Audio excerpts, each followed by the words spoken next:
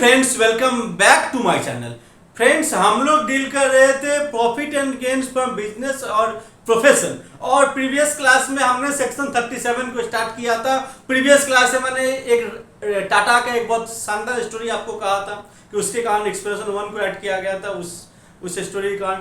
अब आज मैं आपको दिखाऊंगा कि फ्री बाइट्स को लेकर जो डॉक्टर मेडिकल प्रैक्टिशनर को जो फ्री बाइट्स दिए जाते हैं उसको लेकर गवर्नमेंट ने क्या रेगुलेशंस लाए थे। फ्री बाइट्स का टैक्स ट्रीटमेंट क्या होगा in the hands of doctors, आज मैं उसको लेकर डील करूंगा।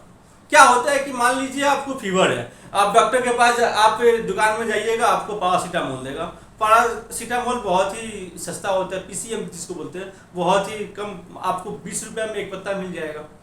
तो क्या होती है, जो बड़े बड़े कंपनीज होती है, ये जस्ट मैं नाम के लिए आपको अंडरस्टैंडिंग लेने के लिए नाम बोल रहा हूँ, इसका कोई जस्ट मैं आपको समझ में आया, मेरे व्यूअर्स को समझ में आया, इसलिए मैं इन बड़े बड़े कंपनी का नाम ले रहा हूँ। इसका कोई वास्तविक कोई रिलेशन है या नहीं ये मुझे नहीं पता। देखिए क्या होता है, जैसे बड़े बड़े कंपनी जैसे आपका सिप्ला हो गया, नोवार्टिस हो गया, लुपिन हो गया, सन फार्मा हो गया, ये सभी कंपनी क्या करते हैं, जो बड़े बड़े डॉक्टर्स हैं उनके पास जाते हैं। अब बोलते हैं कि आप ये मेडिसिन प्रिस्क्राइब कीजिए, ब्रांडेड मेडिसिन प्रिस्क्राइब कीजिए, इस ब्रांड का मेडिसिन है।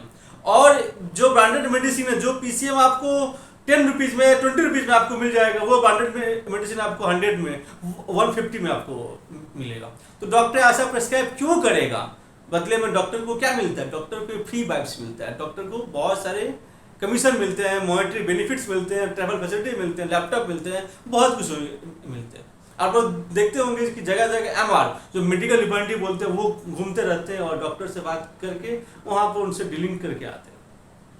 इसके अलावा आपने अपने लाइफ में ऐसा भी नोटिस किया होगा कि आप किसी डॉक्टर के पास जाओ, डॉक्टर आपको ये कहेगा कि ये टेस्ट आपका इस लैब से होना चाहिए, ये एक्सरे वहाँ से करना चाहिए, ये सीटी स्कैन इस लैब से होना चाहिए। यदि डॉक्टर के पास गए और किसी और लैब का लेके गए तो डॉक्टर कहेगा कि रिपोर्ट तो ठीक है, बट एक बार फिर से करा लीजिए, एक बार फिर से मुझे चेक करना है, मुझे फिर से रिव्यू चाहिए। तो ऐसे डॉक्टर करता है। तो ऐसा क्यों होता है? ऐसे इसलिए होता है कि ये सब जो आपका एक्सरे हो गया या फिर आपका सीटी स्कैन हो गया, जो लैब वाले हो गए, वो एलाइड इंडस्ट्रीज है, मेडिकल के एलाइड इंडस्ट्रीज है। वहां से क्या होता है, डॉक्टर जो वहां पर उसको रेफर कर रहा है, डॉक्टर को एक रेफरल फीस मिलता है। समझ में आया? रेफरल फीस या फ्री बैक्स जो भी मिलता है।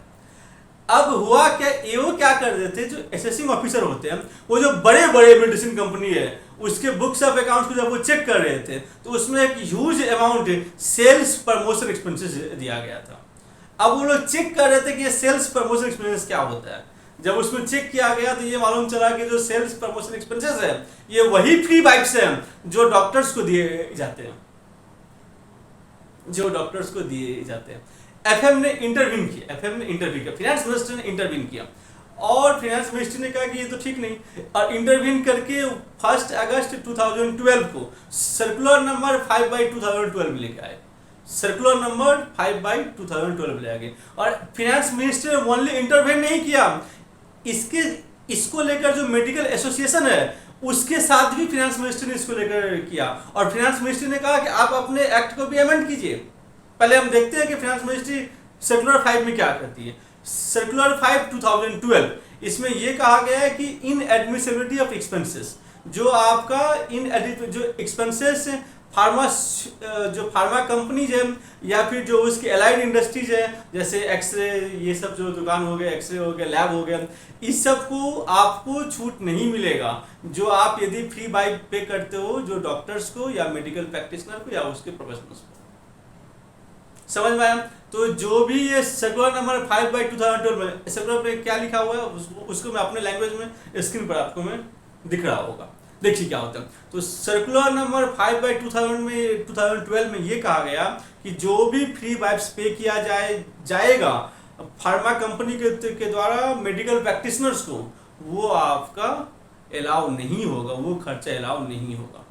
इसके साथ ही मैंने क्या कहा था, फाइनेंस मिनिस्ट्री ने मैटर को टेकअप किया था मेडिकल एसोसिएशन ऑफ इंडिया के थ्रू, और मेडिकल एसोसिएशन इंडिया ने अपना जो रेगुलेशन होता है उसे कोड ऑफ एथिक्स, जो रेगुलेशन 2002 है, उसमें अमेंड किया गया। और उस अमेंड में क्या कहा गया, उस अमेंड में ये किया गया कि prohibition, impose a prohibition to the medical practitioner and their professional association for taking free vibes, like monetary benefits, travel facilities, cash, gift from pharmaceuticals company and allied industries।